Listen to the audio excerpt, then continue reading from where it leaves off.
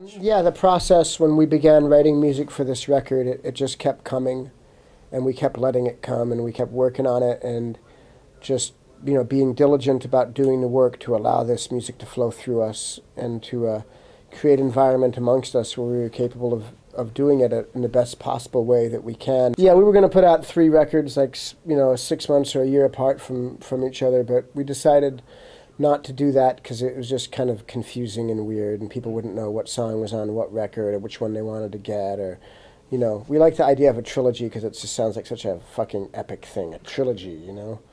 It's like Lord of the Cockrings. Well, we wrote it when we wrote it. We wrote it about a year and a half ago. We got together. We went into a room for 6 months, like 4 days a week, and we wrote. And when we finished, we had these 38 songs, and we went and recorded them all, and 28 of which we put on the new record. Well, Anthony had a song called Stadium Arcadium, and I said that should be the title of the record.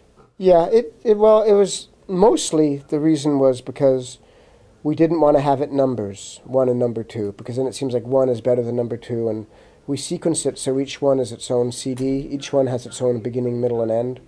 And so we decided not to call it numbers, and then I just thought that planets was a good idea, especially considering the way the cover looked, with the Anthony's cover that he thought of, which was the letters in the cosmos, like that.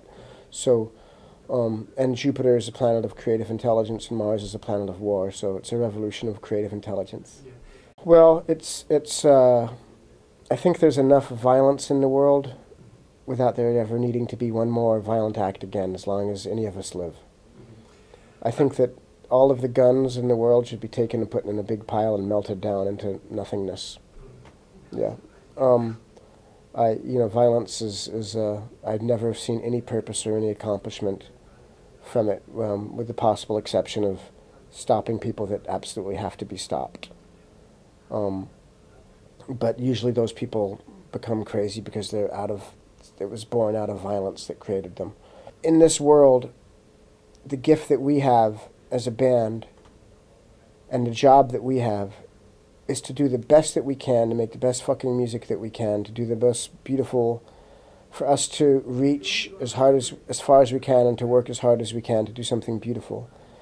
And our job is to put that out in the world, and our job is to hope that we can inspire other people to give what they're capable of giving, and not to put us in the realm of the great, great artists that I admire, the great people that I admire, the great speakers, the Martin Luther Kings, or the great artists, William Blake, or the great musicians, John Coltrane. It's the same thing, but it's different. I mean, the way that we play in a bigger place, we have to fill up a more space with bigger actions and stuff.